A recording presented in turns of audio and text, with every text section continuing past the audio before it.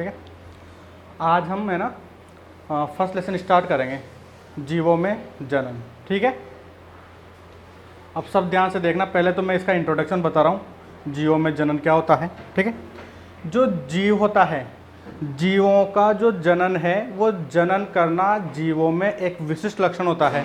ठीक है, जो कोई सा भी जीव हो, कीट हो, पादप हो, इधर से मनुष्य हो, कोई सा भी जीव जंतु हो, तो सभी सजीवों में जो जनन होता है वो उनका विशिष्ट लक्षण होता है, जिसमें जीव क्या करते हैं, जीव स्वयं के समान संतति उत्पन्न करते हैं। तो ये क्या है, उनका विशिष्ट लक्षण माना गया है। जिस दिन जीव उत्पन्न होता है और जिस दिन उसकी प्राकृतिक मृत्यु होती है उस समय को हम बोलते हैं जीवन अवधि। ठीक है, तो ध्यान से देखो इधर, जो जनन जीवों का विशिष्ट लक्षण होता है, जनन जीवों का विशिष्ट लक्षण होता है, जिसके द्वारा जीव स्वयं के समान, जिसके द्वारा जीव स्वयं के समान संतति उत्पन्न करता है।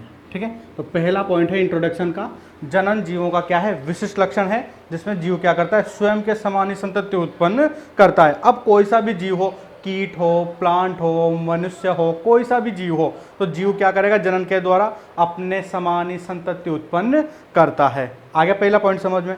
दूसरा पॉइंट है इसके अंदर इंट्रोडक्शन में, जीवों के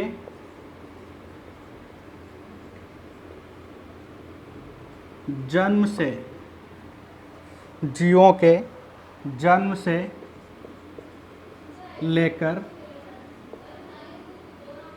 जीवों के जन्म से लेकर उनकी प्राकृतिक मृत्यु,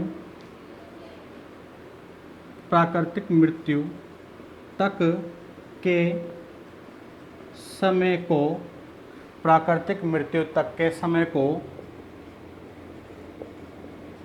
जीवन अवधि, प्राकृतिक मृत्यु तक के समय को जीवन अवधि कहते हैं। ठीक है, जिस दिन जीव क्या हो, जिस दिन जीव उत्पन्न होता है, ठीक है, और उसकी प्राकृतिक रूप से मृत्यु हो, ऐसा नहीं किसी दुर्घटना के कारण या हमने किसी को मार दिया, किसी कीट को या किसी प्लांट को नष्ट कर दिया, ऐसा नहीं। ठीक है, जिस दिन जीव उत्पन्न हो रहा है और जिस दिन उसकी प्राकृतिक मृत्यु, स्वयं प्रकृति में अपने आप ही मर रहा है, उस समय को क्या बोलते हैं, हम जीवन अवधि कहते हैं, या उस जीव की जीवन अवधि कहते हैं। ठीक है, इस प्रकृति में बहुत सारे जीव हैं, ठीक है ना, सभी जीवों की जीवन अवधि क्या है, भिन्न भिन्न होती है। ठीक है, लेकिन जैसे अपनी बुक में बहुत सारे जीवों की जीवन अवधि दे रखी है, जैसे कछुए की दे रखी है 100 से 150 साल दे रखी है, बरगद की 140 साल दे रखी है, कौवे की लगभग 140 वर्ष, या लगभग बहुत सारे जीवों की ऐसे जीवन अवधि दे रखी है। लेकिन अब आप लोगों से क्वेश्चन पूछ लिया जाए, या आप लोगों ने देखा होगा या सुना होगा, जैसे कि कोई जीव कछुआ है, कछुए की जीवन अवधि आप लोगों ने कहीं पढ़ी होगी 100 वर्ष, ठीक है ना, किसी बुक में 150 वर्ष लिखी हुई है, गूगल पे देखोगे तो 140 वर्ष लिखी हुई है। तो ये जीवन अवधि का जो क्वेश्चन है ना, वो कभी भी आता नहीं है, ठीक है ना। इसलिए आप लोग, अभी मैं बहुत सारे जीवों की जीवन अवधि बताने वाला हूँ आप लोगों को, भाई इस जीव की जीवन अवधि इतनी होती है, तो उस जीव की जीवन अवधि आप लोगों को याद नहीं करनी, लेकिन बुक में लिखा हुआ है थोड़ा बहुत याद करना पड़ेगा। लेकिन ऐसा क्वेश्चन कभी भी आप लोगों से नहीं पूछा जाएगा कि भाई धान की जीवन अवधि कितनी है या मनुष्य की जीवन अवधि कितनी है। अब आप लोगों से पूछा जाए मनुष्य की जीवन अवधि कितनी है, तो आप लोगों ने देखा होगा या सुना होगा कि हमारी जीवन अवधि 100 साल है, ठीक है, लेकिन ऐसा जरूरी तो नहीं है। कोई व्यक्ति जिनकी प्राकृतिक मृत्यु 60 साल में हो जाती है, कोई आप लोगों ने देखा होगा कि आज आजकल तो 100, 120, 130, कुछ बुजुर्ग जो व्यक्ति है बहुत ज़्यादा, वो इतने समय तक, जो पहले के व्यक्ति हैं वो इतने समय तक जीवित रह सकते हैं। लेकिन जो आज के लेटेस्ट जो प्रजाति अपनी चल रही है वो 70, 80 साल में आसानी से प्राकृतिक मृत्यु हो जाती है। तो मनुष्य की जीवन अवधि वैसे तो 100 साल है, लेकिन सभी जीवों की जीवन अवधि कोई फिक्स नहीं होती है, ठीक है। इसलिए जो अभी मैं जीवन अवधि बताने वाला हूँ आप लोगों को, वो आप लोग याद करने की कोई ज़रूरत नहीं है, लेकिन कुछ बुक में दे रखी है तो उसके अनुसार मैं बता दूंगा अभी भाई, ये तो आप लोगों को याद कर लेनी है। अब देखो, जीवों के जन्म से लेकर उनकी प्राकृतिक मृत्यु तक के समय को क्या बोलते हैं? जीवन अवधि कहते हैं। कुछ जीव की जीवन अवधि में आप लोगों को लिखा रहा हूं, ठीक है, उनको नोट करना। एक साइड टेबल बना लेते हैं हम। जीवों का नाम और उनकी आयु, ठीक है। पहला जीव धान। धान तो जानते हो आप लोग, धान को अपन बोलते हैं चावल, ठीक है। चावल की जीवन अवधि बताई गई है 5 से 6 माह। दूसरा है इसमें गुलाब। गुलाब की जीवन अवधि है 10 वर्ष।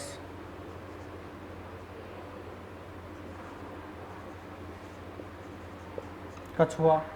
कौछे की जीवन अवधि है 100 से 150 वर्ष। नंबर 4 घोड़ा। घोड़े की जीवन अवधि है 30 से 40 वर्ष। पांचवा है हाथी। हाथी की जीवन अवधि है 60 से 90 वर्ष। छठा है मे फ्लाई। ये एक कीट है मे फ्लाई। मे फ्लाई की जीवन अवधि है 1 दिन, ठीक है। सातवां कीट है घरेलू मक्खी। घरेलू मक्खी की जीवन अवधि है 1 माह। सबको नीचे तक दिखाई दे रहा है ना?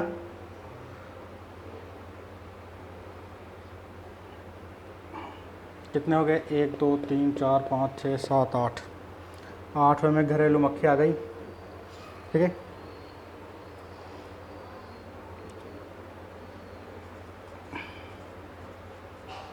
तितली। तितली की जीवन अवधि है 1 से 2 हफ्ते की, ठीक है। अब इसको मिटा दूं, ठीक है, ये रिकॉर्ड हो जाएगी ना सारी की सारी। तो धान की जीवन अवधि है 5 से 6 माह और गुलाब की जीवन अवधि है 10 वर्ष और कछुए की जीवन अवधि है 100 से 150 वर्ष। घोड़े की जीवन अवधि है 30 से 40 वर्ष। हाथी की जीवन अवधि है 60 से 90 वर्ष। मेफ्लाई की जीवन अवधि है 1 दिन की और घरेलू मक्खी की जीवन अवधि है 1 माह की। तितली की जीवन अवधि है 1 से 2 हफ्ते की, ठीक है।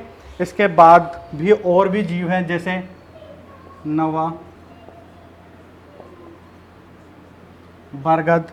बरगद की जीवन अवधि है लगभग 300 वर्ष। कुछ बुकों में इसको 400 वर्ष भी बताया गया है, ठीक है, देख लेना, ठीक है ना। जैसे अगर गूगल पे देखोगे आप लोग तो कुछ बुक भी है उसमें इसको 400 वर्ष बताया गया है, लेकिन अपनी बुक में लगभग ये 300 वर्ष है। केला। केले की जीवन अवधि बताई गई है 25 वर्ष।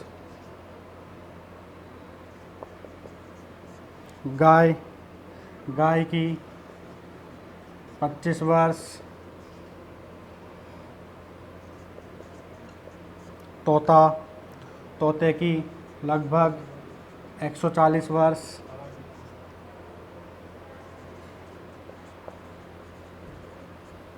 मगरमच्छ 60 वर्ष।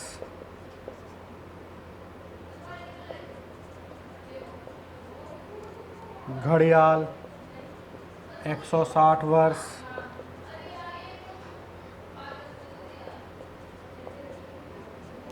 कौवा 15 वर्ष,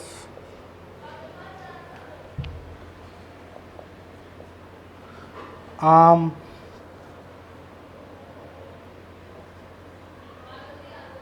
200 वर्ष, पीपल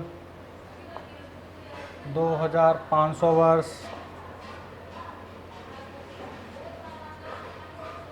चूहा 3 वर्ष,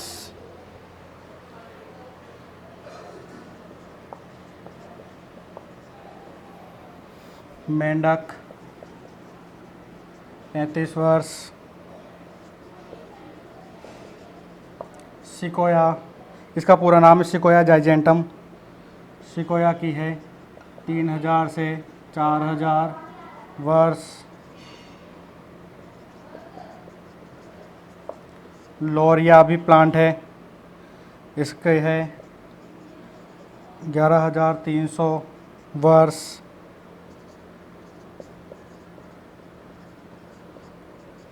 बंदर की है 26 वर्ष, कुत्ते की है 15 से 25 वर्ष,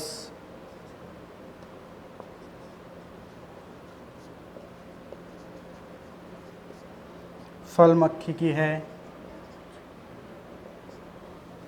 6 माह।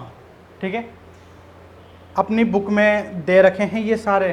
ठीक है, तो अपनी बुक के अनुसार मैंने कुछ और भी अलग अलग है, सिकोया, मेंढक, बंदर, कुत्ता, फल मक्खी, ठीक है, ये चूहा, ये एक्स्ट्रा लिखा गया है। एक्स्ट्रा कुछ भी नहीं है, एक्स्ट्रा से मतलब ये है कि अपनी बुक में कहीं ना कहीं इन जीवों का नाम आया है। ठीक है, तो जिन जिन जीवों का नाम आया है और जिनकी आयु दी गई है वो सारे मैंने पूरे सिलेबस में से निकाल के मैंने आप लोगों को एक्स्ट्रा और बता दी, भाई ये वाले भी हैं। तो अब आप लोगों में से देखो, आप लोग सोचते होंगे कि इनको याद करना है या नहीं करना है। ठीक है ना, इनको याद करना जरूरी नहीं है, क्योंकि किसी भी जीव की जो आयु है वो फिक्स तो होती नहीं है, आपको पता है ये बात तो। ठीक है ना, इसलिए इन जीवों की आयु आप लोगों को रटने की जरूरत नहीं है। लेकिन कौन कौन से जीव जैसे अपन को कॉमन याद रखने हो तो कौन सा जीव याद रखें? एक तो ये 6 नंबर का, इसको याद रखना है, मे फ्लाई। क्योंकि मे फ्लाई ऐसा पूछा जा सकता है कि भाई एक दिन तक मतलब एक ही दिन में अपना जीवन अवधि पूरा करने वाला कीट कौन सा है, तो वो कीट है मे फ्लाई। ये मे फ्लाई क्या करता है, एक ही तो दिन में तो पैदा होता है, एक ही दिन में ये वयस्क होता है, एक ही दिन में ये रिप्रोडक्शन करता है, रिप्रोडक्शन मतलब जनन करता है, और एक ही दिन में ये बच्चे देकर मर जाता है। तो एक तो इसका याद कर लेना, मे फ्लाई। आप लोगों से पूछा जाए कहाँ गया ये कछुआ, भाई जंतुओं में सबसे ज़्यादा आयु का कछुआ होता है। ठीक है ना, कछुआ छोटा है ऐसा मत समझना ये हाथी कहाँ गया, ये हाथी ज़्यादा बड़ा है तो 60 से 90 वर्ष सबसे ज़्यादा हाथी की आयु होती होगी, इसकी आयु नहीं होती। सबसे ज़्यादा किसकी होती है, कछुए की। जंतु मतलब जंतुओं में जो सबसे ज़्यादा आयु बताई गई है वो 100 से 150 बताई गई है। आप लोग गूगल पे देखोगे तो लगभग 140 वर्ष इसकी आयु दे रखी है। तो अपन को कोई सी भी आयु रटनी नहीं है, भाई इसकी तो 140 होती है, 150 होती है, या आप लोग बोलोगे हमारे टीचर ने तो ये 130 बता रखी है, 120 बता रखी है। ऐसा कोई फिक्स नहीं होता है, लगभग जीवों की आयु हो मानी गई है ये वैज्ञानिकों के द्वारा। तो एक तो मे फ्लाई का याद रखना, एक कछुए का याद रख लेना, और एक आप लोग ये सिकोया 3000 से 4000, और एक लोरिया 11300 वर्ष। ठीक है, ये 1, 2, 3 और 4, लगभग ये 4 आयु आप लोगों को याद रख लेनी है। और याद करो तो ठीक, नहीं करो तो ठीक। ठीक है ना, कोई दिक्कत नहीं है। तो आज हम क्या पढ़ रहे हैं, जीवों में जनन। ठीक है, तो जीवों में जनन का मतलब क्या है, जो जनन होता है वो सभी सजीवों का क्या होता है, विशिष्ट लक्षण होता है, जिसमें जीव क्या करते हैं, स्वयं के समान संतति उत्पन्न करते हैं। मनुष्य है तो मनुष्य के जैसा बच्चा पैदा होगा, अगर गाय है तो गाय के जैसा बच्चा पैदा होगा, कीट है तो कीट के जैसा बच्चा पैदा होता है। तो जीव क्या करते हैं, स्वयं के समान संतति उत्पन्न करते हैं। और जीवों के जन्म से लेकर जिस दिन जीव पैदा हुआ और जिस दिन उसकी क्या हुई, प्राकृतिक मृत्यु तक के समय को, जिस दिन पैदा होता है और जिस दिन उसकी प्राकृतिक मृत्यु होती है, उस समय को हम क्या बोलते हैं, जीवन अवधि कहते हैं। लगभग ये अपने कोर्स के अनुसार जीवन अवधि बताई है मैंने सभी जीवों की। धान मतलब चावल, चावल का जो जीवन अवधि है 5 से 6 माह, गुलाब की जीवन अवधि है 10 वर्ष, कछुए की जीवन अवधि 100 से 150 वर्ष, घोड़े की जो जीवन अवधि है वो 30 से 40 वर्ष, हाथी की जीवन अवधि है 60 से 90 वर्ष, मे फ्लाई की जीवन अवधि है वो 1 दिन की होती है, घरेलू मक्खी की जो जीवन अवधि है वो 1 माह की होती है, तितली की जो जीवन अवधि है वो 1 से 2 हफ्ते की होती है। इसी प्रकार से जो बरगद की जीवन अवधि है वो 300 वर्ष होती है, जो केले की जीवन अवधि है वो 25 वर्ष होती है, और जो गाय की जीवन अवधि है वो 25 वर्ष, तोते की जीवन अवधि 140 वर्ष, मगरमच्छ की जीवन अवधि होती है 60 वर्ष, घड़ियाल की जीवन अवधि होती है 160 वर्ष। अब आप लोग यहाँ भी ध्यान देना, बुक में थोड़ा क्या है कन्फ्यूजन है, आप लोग बोलोगे कि सर ने गलत पढ़ा दिया, ठीक है। अब बुक में क्या कन्फ्यूजन दे रखा है कि कोई बुक में तो 60 दे रखा है और कोई बुक में ये एक डंडा लगा रखा है 160 दे रखा है, ठीक है ना। लेकिन मैं आप लोगों को बता दूं, जो मगरमच्छ और जो घड़ियाल होता है वो दोनों अलग अलग प्रजाति के मगरमच्छ हैं, ठीक है ना। जैसे आप लोगों ने देखा होगा जिसका मुंह चौड़ा होता है, ठीक है ना, वो तो होता है मगरमच्छ, और जिसका मुंह लंबा होता है, ठीक है ना, वो होता है घड़ियाल, ठीक है। तो कुछ बुकों में तो क्या कर रखा है, इस मगरमच्छ को क्या मान लिया, घड़ियाल मान लिया, और घड़ियाल का चित्र दे दिया और मगरमच्छ बता दिया, ठीक है ना। तो मगरमच्छ तो आप लोगों को कौन सा समझना है, जिसका मुंह तो चौड़ा होता है ना, वो तो होता है मगरमच्छ। और घड़ियाल कौन सा है, जिसका मुंह लंबा होता है। देखना आप लोग डायग्राम देखना गूगल पे डाल के, तो उसमें देखोगे तो घड़ियाल जो उसका होता है उसका मुंह लंबा होता है, तो वो घड़ियाल है। तो मगरमच्छ की जीवन अवधि तो 60 वर्ष है, घड़ियाल की जीवन अवधि 160 वर्ष होती है। और कौवा है, इसकी जीवन अवधि 15 वर्ष है। जो आम है उसकी जीवन अवधि होती है 200 वर्ष। आम मत समझ लेना, आम के वृक्ष की जीवन अवधि बता रहा हूँ मैं। एक तो आप लोग बोलो भाई आम तो हम 200 साल इतने साल तक थोड़े रख सकते हैं सर, ठीक है ना। तो ये आम के पादप की जीवन अवधि है, आम की नहीं है। पीपल की जीवन अवधि 2500 वर्ष, और जो चूहा है उसकी जीवन अवधि 3 वर्ष। मेंढक है उसकी जीवन अवधि 35 वर्ष। सिकोया जाइजेंटम इसका पूरा नाम है, लिखने में नहीं आ रहा तो अपन सिकोया से काम चला लेंगे, 3000 से 4000 वर्ष। लोरिया पादप है, इसकी 11,300 वर्ष। बंदर है 26 वर्ष। कुत्ता है 15 से 25 वर्ष, और फल मक्खी है 6 माह की, ठीक है। तो ये सब जीवन अवधि बताई गई है, ठीक है। आप लोग इसको रोक लेना और रोकने के बाद नोट्स लिखना स्टार्ट कर लेना। ये लाइन से ही है, बिल्कुल आपको कोई पॉइंट छोड़ना नहीं है, ठीक है। जैसा जैसा मैं बोर्ड पे लिखाया जा रहा हूँ वैसा का वैसा पूरा का पूरा लिखना है, क्योंकि मैं सारा बोर्ड पे लिखा दूंगा, आप लोगों को तो घर पे इसको केवल नोट करना है। नोट्स स्टार्ट कर देना बनाना, पहला पॉइंट दूसरा पॉइंट ये ऐसे लिखना, ठीक है ना, कोई पॉइंट नहीं छूटेगा आप लोगों को, ठीक है। अब मैं इसको साफ कर देता हूँ।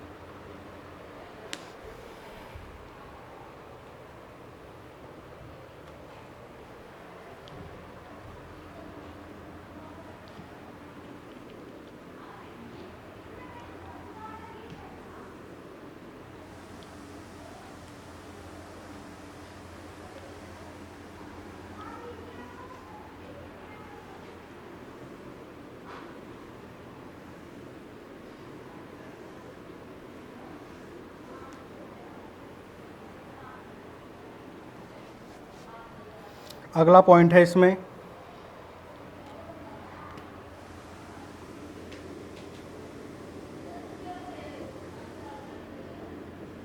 जीवन की विभिन्न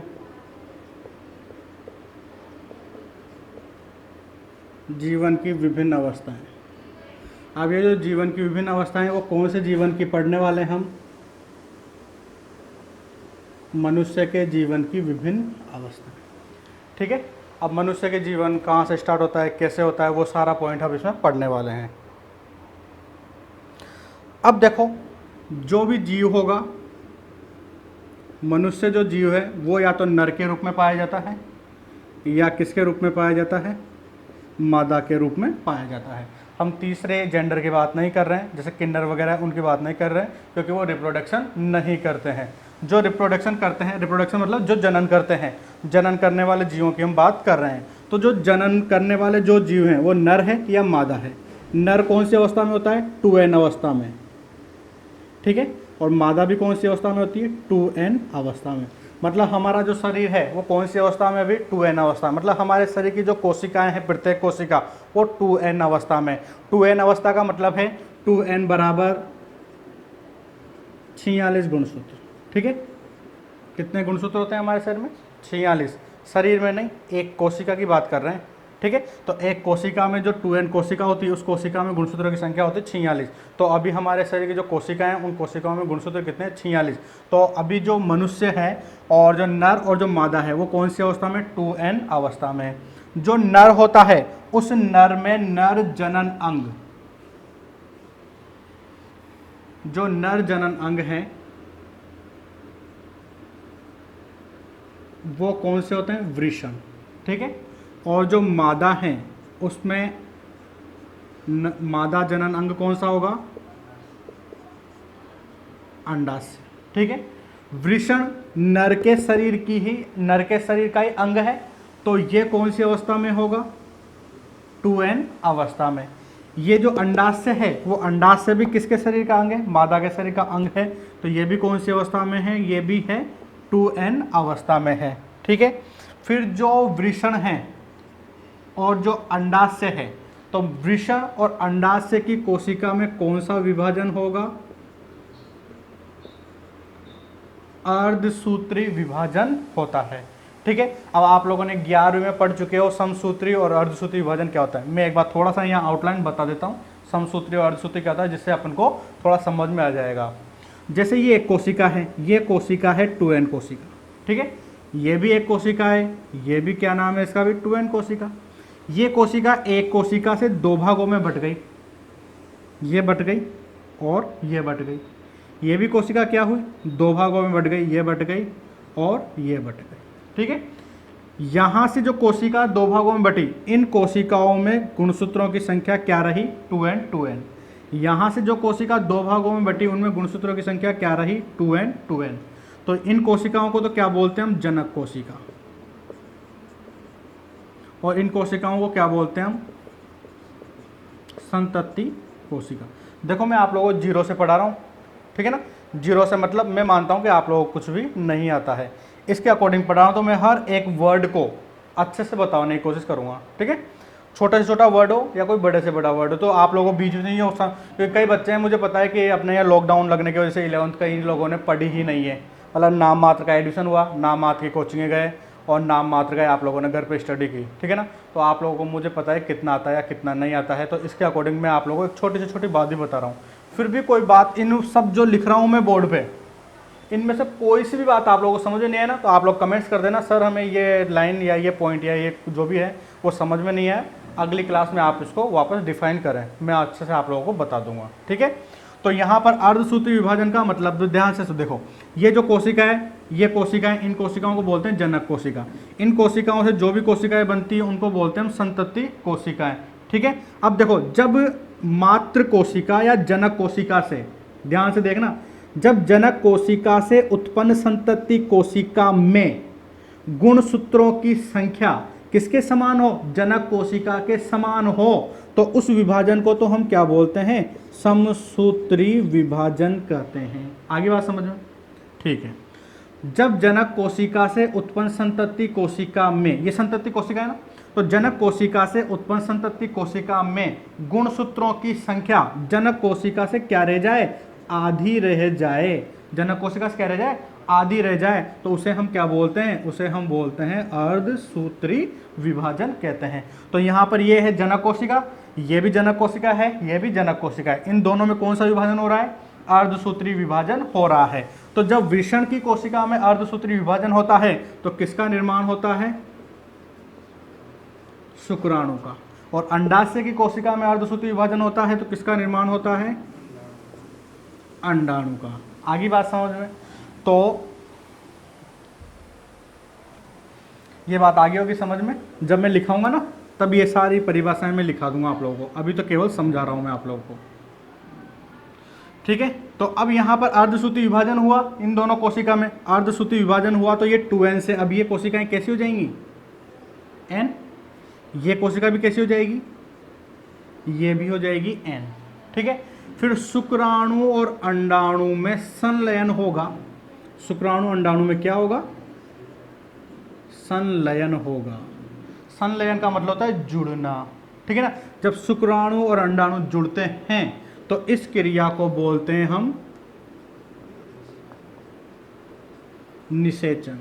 ठीक है, शुक्राणु अंडाणु जुड़ते हैं तो उस क्रिया को क्या बोलते हैं हम? निषेचन। अब निषेचन की परिभाषा याद करने की जरूरत ही नहीं है। ठीक है, डायरेक्ट याद हो गई कि निषेचन किसे कहते हैं? शुक्राणु हो गई व अंडाणु के संलयन की क्रिया को निषेचन कहते हैं। आगे बात समझ में? सबको ज़्यादा याद करने की जरूरत नहीं पड़ेगी, बस क्लास में बैठे रहना है, सुनते रहना है, आप लोगों को आसानी से याद होता जाएगा।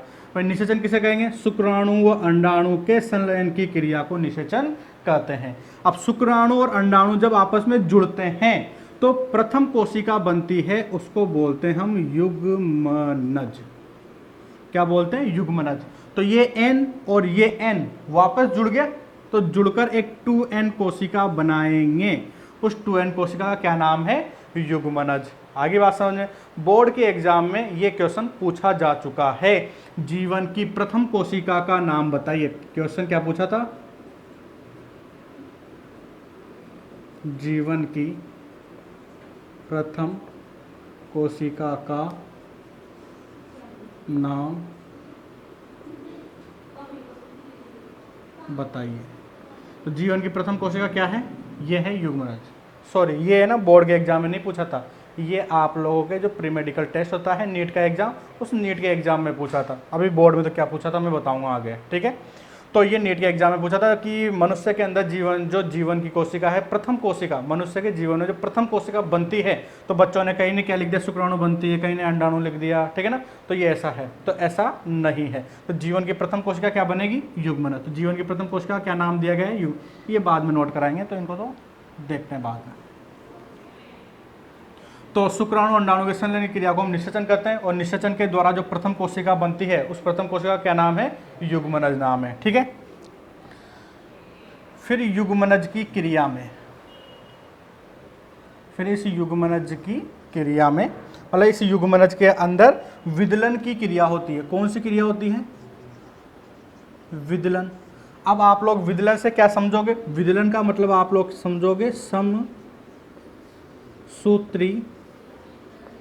विभाजन।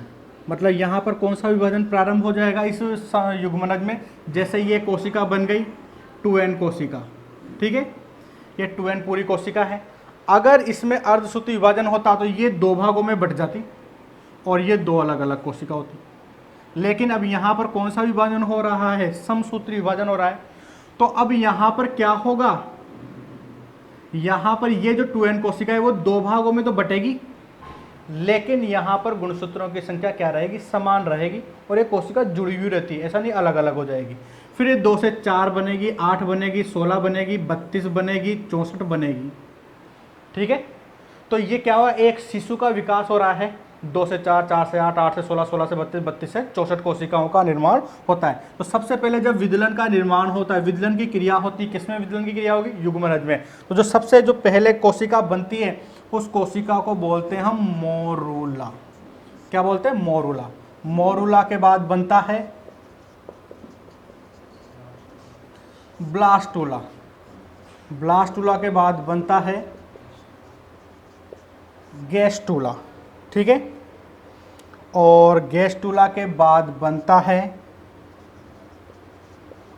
भ्रूण, और इस भ्रूण को हम क्या बोलते हैं, फीडस। क्या बोलते हैं, फीडस कहते हैं। और फिर भ्रूण का विकास होता है,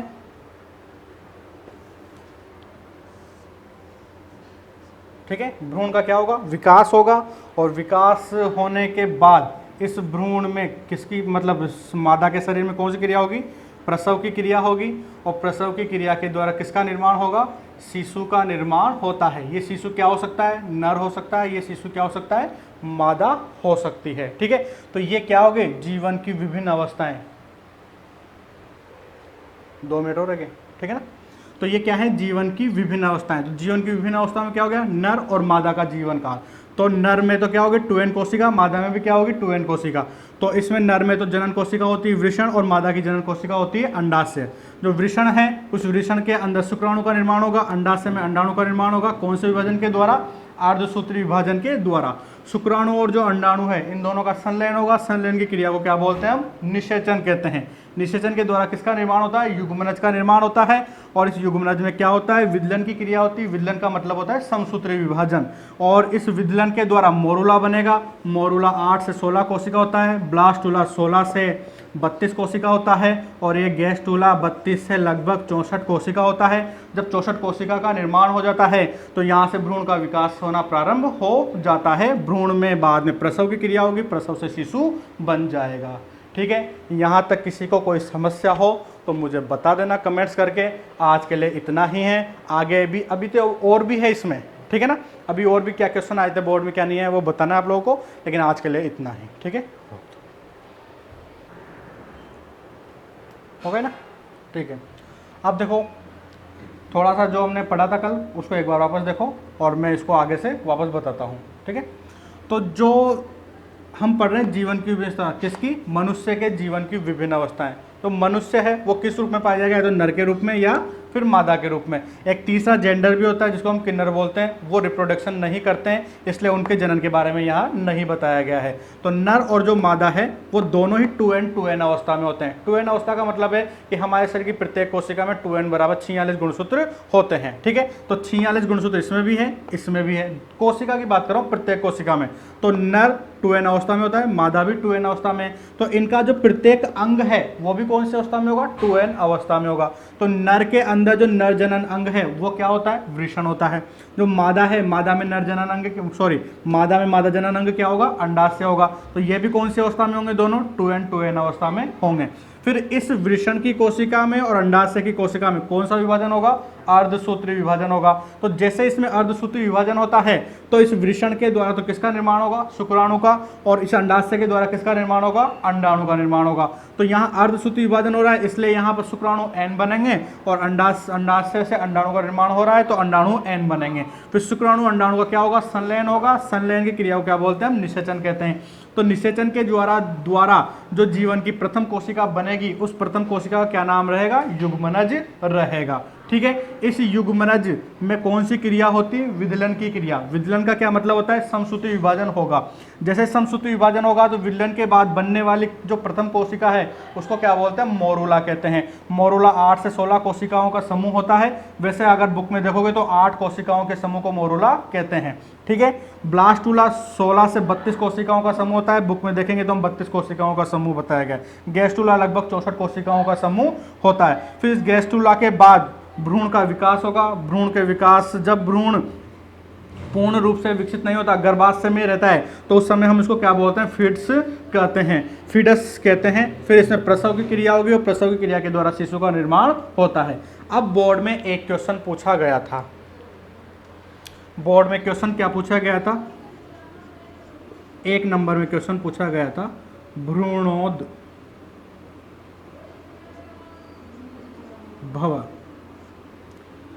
ठीक है। या एक वर्ड यो भी आ सकता है, ये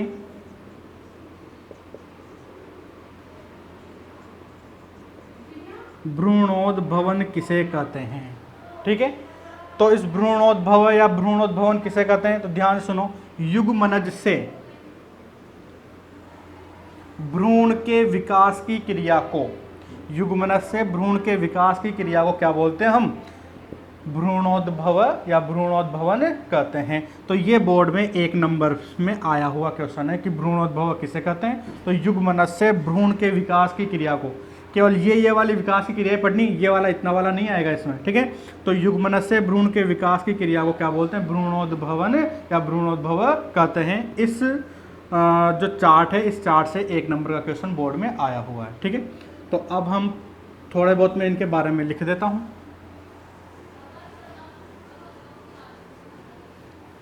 आगे होगी समझ में? कोई दिक्कत तो नहीं आ रही? ठीक है। पहले परिभाषा है निषेचन, दिख रहा है ना ऊपर?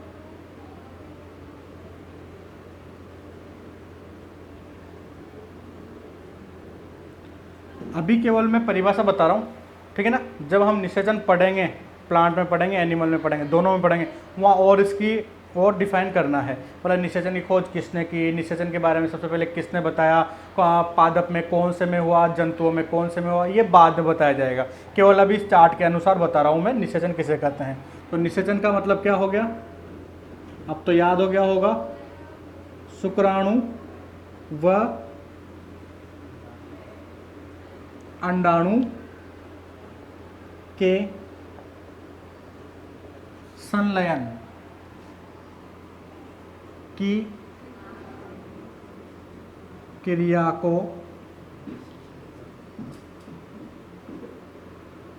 निषेचन कहते हैं। आगे बात समझ में? दूसरा पॉइंट है इसमें,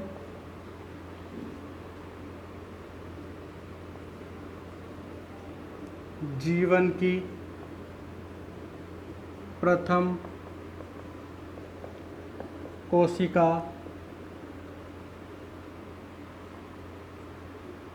जीवन की प्रथम कोशिका को युग्मनज कहते हैं, या फिर जीवन की प्रथम कोशिका है युग्मनज। ठीक है, फिर इसके बाद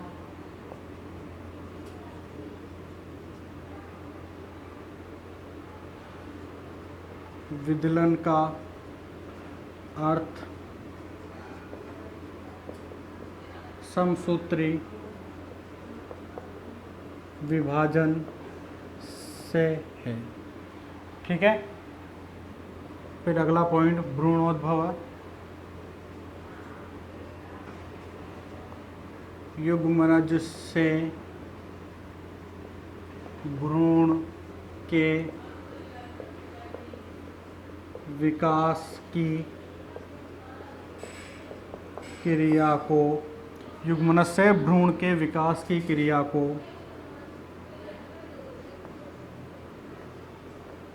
भ्रूणोद्भवन कहते हैं। तो युग्मनज से भ्रूण के विकास की क्रिया को क्या बोलते हैं?